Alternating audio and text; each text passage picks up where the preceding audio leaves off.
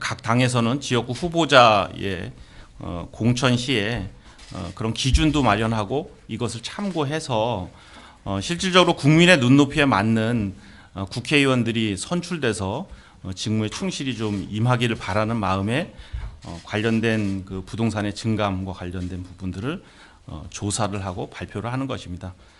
보유한 재산의 단순 증가분이 있을 수는 있지만 실질적으로 그 이상으로 증가한 증가분들의 의구심이 드는 그런 증가분들과 관련된 증가 내용들을 위주로 해서 정리를 했습니다.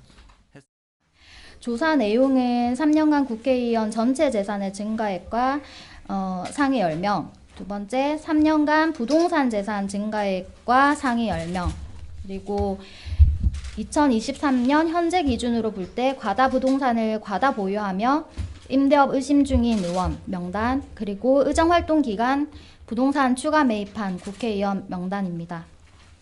자료는 2020년의 경우에는 3월 정기공개 자료와 9월 수시공개 자료를 합쳐서 사용했고 23년 자료는 3월 정기공개 자료를 참고했습니다.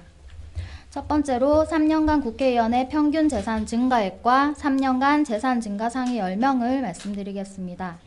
저희 조사 결과 3년간 총 신고 재산은 27억 5천만 원에서 34억 8천만 원으로 7억 3천만 원 증가한 것으로 나타났습니다.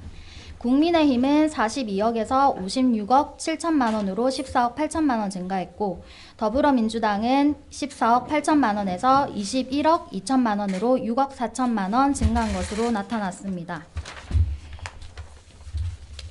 국민 대비로 보면 2023년 기준 국민 자산은 4억 6천만 원인데 이를 기준으로 보면 국민 대비 7.6배의 자산을 가지고 있음을 알 수 있습니다.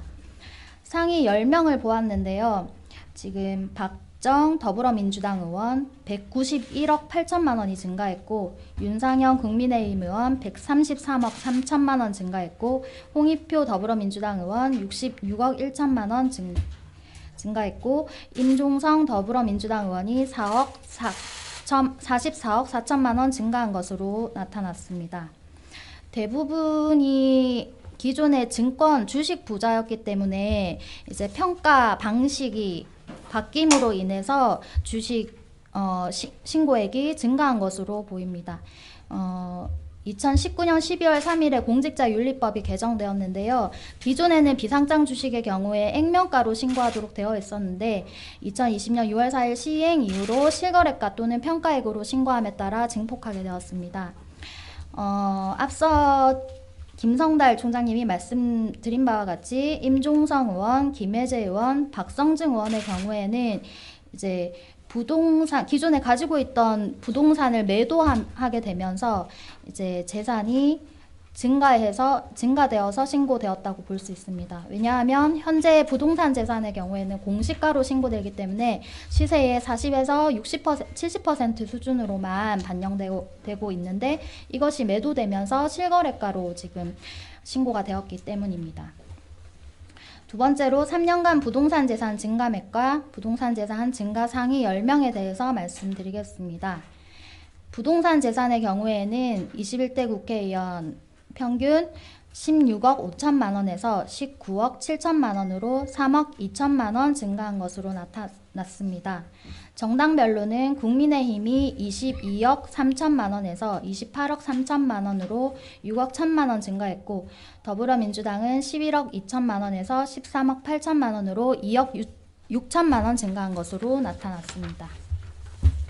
국민 대비로 보시면 2023년 기준으로 볼 때 국민 실물자산 평균이 4억 3천만 원이기 때문에 이것을 기준으로 보면 4.6배 되는 부동산 재산을 보유하고 있다고 보실 수 있습니다. 부동산 재산 증가액 상위 10명입니다. 지금 표에 볼드체를 해놓은 박정, 박성중, 정진석, 정점식 의원의 경우에는 이제 앞에 전체 재산 증가액 상위 10명 명단에도 포함되어 계신 분들입니다. 그래서 부동산 재산이 증가함에 따라서 전체 재산도 증가한 것으로 보실 수 있습니다. 그리고 여기 10명에 포함되신 분들은 크게 두 부류가 있는데요. 의정활동 기간에 부동산을 추가 매입해서 부동산 재산이 는 경우, 그리고 추가 매입은 하지 않았지만 기존에 워낙 많은 부동산을 보유하고 있기 때문에 공시가가 상승되면서 부동산 재산이 크게 는 분들로 나뉩니다. 그래서 추가 매입하신 분들을 보면 뒷부분에서도 나오겠지만 박정 의원, 박정 더불어민주당 의원, 그리고 이철규 국민의힘 의원, 김형동 국민의힘 의원, 이현승 국민의힘 의원이 부동산을 추가 매입하면서 부동산 부자 명단에 포함되었습니다. 그래서 지금 기존에 많은 부동산을 보유하신 분들이 2020년 국회의원 선거에서 공천 단계에서 걸러지지 않은 것도 문제이고, 이제 추가 매입자 분들의 경우에는 의정 활동 기간 동안에 부동산 추가 매입한 것은 직무 전념의 의무의 위반이라고 보입니다. 네, 세 번째로 2023년 기준 부동산을 과다 보유하며 임대 중인 국회의원에 대해서 말씀드리겠습니다. 우리 헌법에서는 국회의원 등 고위공직자에게 직무 전념의 의무, 청렴의 의무, 겸직 금지의 의무를 부과하고 있습니다. 국회의원의 경우에는 의정활동에 전념하라는 의미입니다.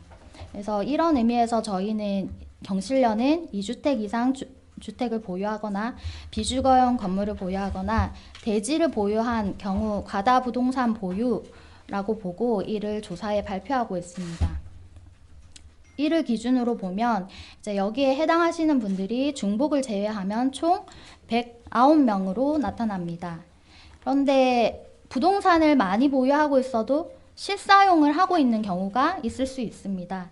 그래서 저희가 추가로 실사용 여부를 알 수 있는 방법은 임대업을 하고 있느냐 여부가 될 수 있습니다. 이 임대업 여부를 알 수 있는 방법은 재산 신고 내역에서 임대 채무를 신고한 경우에는 전세 보증금을 주고 있는 경우이기 때문에 실사용이 아니라 임대업을 하고 있다는 것을 알 수 있습니다. 그래서 과다 부동산을 보유하면서 임대 채무를 신고한 경우를 살펴봤습니다.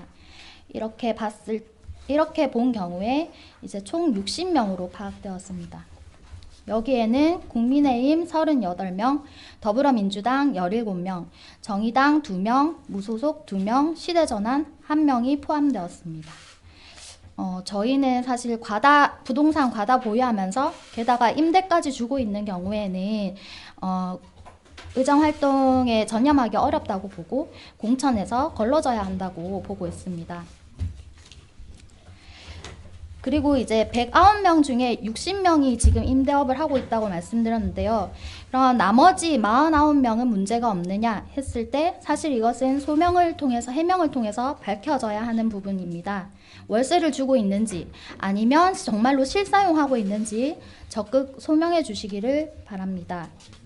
그리고 그런데 저희가 지난 2022년 8월에 이해충돌 방지법이 제대로 시행되고 있는지를 보기 위해서 부동산 관련 4개 상임위, 국토위, 기재위, 농해수위, 산자위에 포함된 국회의원들 중 과다 부동산을 보유한 국회의원 46명에게 질의서를 보냈고 실사용을 밝혀오신 분들이 있습니다. 그래서 저희 오늘 49명, 소명이 필요한 49명 중에 5분은 실사용을 밝혔음을 말씀드립니다.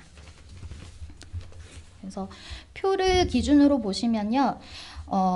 저희가 가장 문제라고 보고 있는 것은 B입니다. 과다 부동산을 보유하면서 임대 채무를 신고한 분들이고 그 나머지 분들은 해명이 필요하다는 말씀을 드립니다. 그리고 이제 명단 공개는요. 저희가 사무국 내에서도 추가적인 검증 및 해명이 필요하기 때문에 가다 부동산 재산 보유 기준 2건 이상 충족하면서 임대업을 하고 있는 분들만 명단을 오늘 발표드립니다. 국민의힘은 3건 이상 충족하면서 임대업을 하고 있는 의원은 김도읍, 박덕흠, 윤주경, 이만희, 조은희 의원이었습니다. 2건 이상 충족하면서 임대업을 하고 있는 의원은 강기윤, 김영선, 류성걸, 박형수, 배준영, 백종원, 양금희, 윤상현, 이인선, 이철규, 최춘식 의원이었습니다. 더불어민주당은 1건 이상은 17명인데 이제 2건 이상 충족하면서 임대업을 하고 있는 것으로 추정되는 국회의원은 총 8명이었습니다. 3건 이상 충족하면서 임대업을 하고 있는 의원은 이하경 의원이었고 2건 이상 충족하면서 임대업을 하고 있는 의원은 김철민, 송기현, 안호영, 우원식, 윤호중, 이상민, 이모선 의원이었습니다. 정의당도 있었는데요. 2건 이상 충족하면서 임대업을 하고 있는 것으로 추정되는 의원은 배진교 의원, 이은주 의원이었습니다. 그리고 무소속에서 2건 이상 충족하면서 임대업을 하고 있는 의원은 양정숙 의원이 포함되었습니다. 저희가 별첨에 실었는데요. 저희 이런 공천 기준이나 뭐 이런 도덕성 검증과는 무관하게 지금 현행법에서는 이렇게 과다 부동산을 보유하면서 임대업을 하는 경우에 국회법상 신고를 하고 심사를 통해서 하도록 되어 있습니다. 그런데 그 임대업 심사나 이해충돌 심사, 그러니까 부동산 관련 상임위에 배정되지 않도록 하는 것이 제대로 되고 있지 않다라는 것이 별첨에 실려져 있습니다. 마지막으로 의정활동기간 부동산 재산 추가 매입자에 대해서 말씀드리겠습니다. 김남국 의원의 미신고 가상자산 보유 논란에서 볼 수 있듯이 국민들은 의정활동기간 자기 자산을 증식시키는 거에 몰두하는 분들이 성실한 의정활동을 할 수 있겠는가 의문을 가지고 있습니다. 그래서 이번에는 저희가 21대 국회의원 시기 이후 부동산 재산을 추가 매입한 의원을 조사했습니다. 그렇게 볼 때 총 34분이 부동산 재산을 추가 매입한 것으로 나타났습니다. 그런데 이제 이분들 중에서 보면 무주택자인데 주택을 산 경우, 그리고 실사용을 위해서 추가 매입한 경우도 있을 수 있기 때문에 저희 기준인 1주택 이상을 보유한 상태에서 주택을 추가 매입한 경우, 비주거용 건물을 추가 매입한 경우, 대지를 추가 매입한 경우를 조사했습니다. 농지 부분은 좀 빠졌습니다. 이렇게 봤을 때 21년도에 3명, 국민의힘 2명, 더불어민주당 1명, 22년도에 4명, 23년도에 5명 등 총 12명이 이제 부동산을 추가 매입했고 과다 보유 중인 것으로 나타났습니다. 보시면 아까 박정 의원은 그 부동산 증가의 상위 10명 명단에도 포함됐는데요. 21년도에 박정 의원이 서울시 송파구 석촌동에 근린생활시설 추가 매입했고 이철규 의원도 마찬가지로 이철규 의원, 이미자 국민의힘 의원이 추가 매입하였습니다. 22년도 추가 매입자에는 김영동 국민의힘 의원이 이제 서울시 종로구 옥인동에 대지를 신규 매입했고 양금희 국민의힘 의원이 대구시 북구 침산동에 오피스텔을 한 채 매입하였습니다. 윤창현 국민의힘 의원이 경기도 고양시 덕양구에 오피스텔 한 채 매입했고 이양수 국민의힘 의원은 이제 강원도 속초시 아파트를 구입했다고 했는데요. 저희가 아까 말씀드린 바와 같이 2022년도 8월에 이해충돌 방지법 시행되는 것을 제대로 시행되는지 확인하기 위해서 4개 상임위에 배정된 국회의원에게 질의서를 보냈고 그 당시에 이양수 의원은 적극 해명하면서 지역구 활동을 위해서 추가 매입한 것이라고 소명을 하였고 경실련이 이에 대해서는 소명을 인정해 주었습니다. 23년도 추가 매입자는 권은희 국민의힘 의원, 그리고 배진교 의원, 엄태영 국민의힘 의원, 이현승 국민의힘 의원, 이현승 의원의 경우에는 상위 10명 명단에도 포함되어 있습니다. 장동혁 국민의힘 의원 등이 추가 매입 명단에 올랐습니다. 근데 여기서 이제 이들 중 일부는 실사용을 위해 매입을 했을 경우도 있습니다. 그래서 의혹을 해명하기 위해서는 실사용 여부를 추가적으로 밝혀야 할 것입니다. 이상으로 제 발표를 마치겠습니다. 더불어민주당에서는 후보자 검증위원회에 후보자에 대한 자격심사와 도덕성 검증을 하도록 하고 있으나 부적격 심사 기준으로 병역 기피, 음주운전, 세금 탈루 성범죄, 부동산 투기 등을 규정하고 있으나 이것이 예외 없이 적용되지 못하고 있는 실정입니다.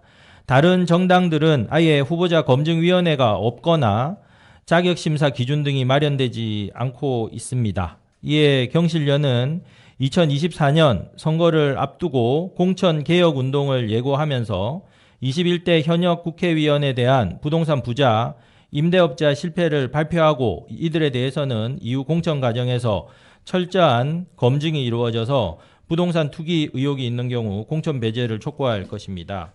각 당에서는 공천에서 가다 부동산 보유하며 임대 중인 임대업을 하고 있는 경우에는 공천 배제 기준에 포함시키기 바랍니다.